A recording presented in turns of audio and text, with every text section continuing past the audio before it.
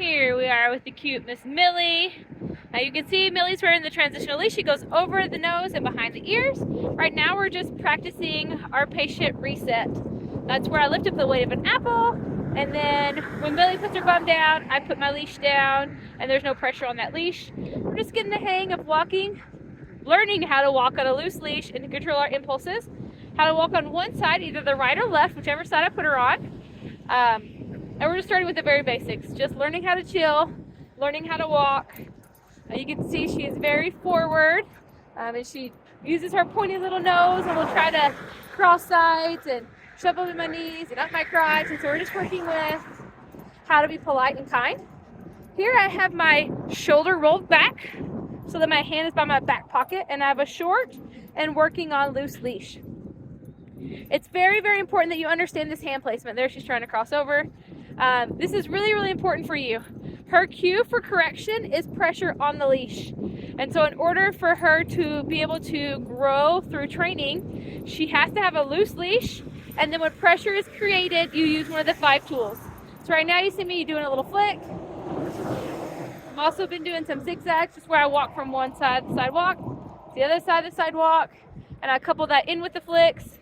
And I'm just helping Millie learn to walk on a loose leash with me.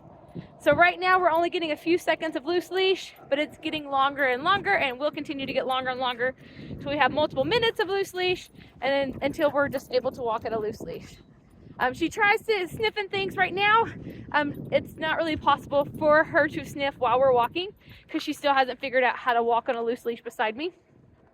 Once she gets the hang of this, she will be able to sniff while we're walking, but she'll learn to walk at a nice heel while sniffing. So for now, she's just going to be walking with me, and we'll release her to sniff and use the potty. But when we're in training mode, we're in training mode. When it's time to sniff or potty, then I will release her for that, and so we'll show you how to do that. So right now you're focusing on your shoulder rolled back, hand by your back pocket, loose but short leash. So that way we are collar to leg. So her collar's to my leg, and as soon as that collar gets in front, see that pressure? I use one of my tools. Here I'm just going to lift up the weight of an apple, and I'm going to wait for Millie to put her bum down. I'm not going to say anything. I'm not going to force anything. She's fidgeting with the leash. That's totally normal. As soon as her bum went down, I released that pressure, and we're just going to chill here. So this does 2 things. 1, it can be used as a tool to help her learn not to pull on the leash.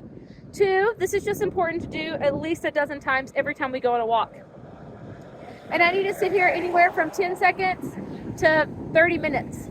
I'm wanting Millie to learn how to be calm, cool, and collected.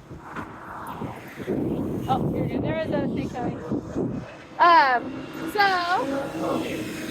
I need her to be calm, cool, and collected so that I can go check my mail, talk to a neighbor, whatever that is. I picked her up to move because there was a street sweeper coming.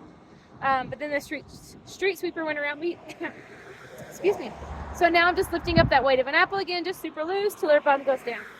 So I just want her to learn how to stand here. If bicycles drove by, if dogs ran past, if someone started throwing steaks out the window, I just want her to learn to chill here so that I can, again, talk to my neighbor, tie my shoe, check the mail, go out to eat, whatever that is. And we're just learning to not be impulsive. We're learning to just chill.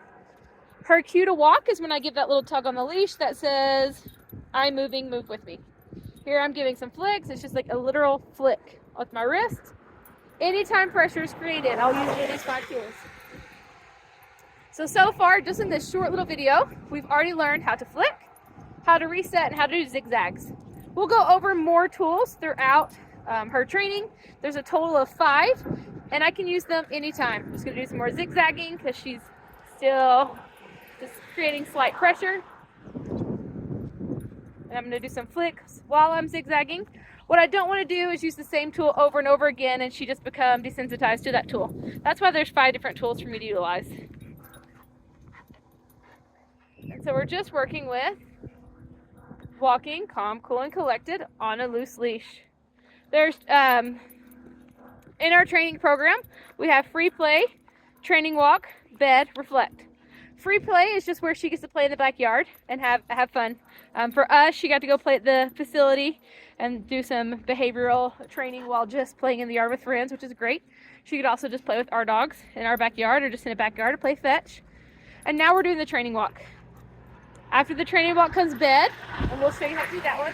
After bed comes reflection, and that's just where she's in her crate or secluded quiet room, and we'll go over that also. And then she repeats those throughout training.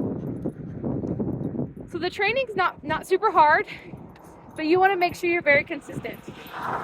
So again, making sure that shoulder is rolled back, so your hand's by your back pocket, so that you can work on this loose leash. Here she's just creating pressure, just pulling.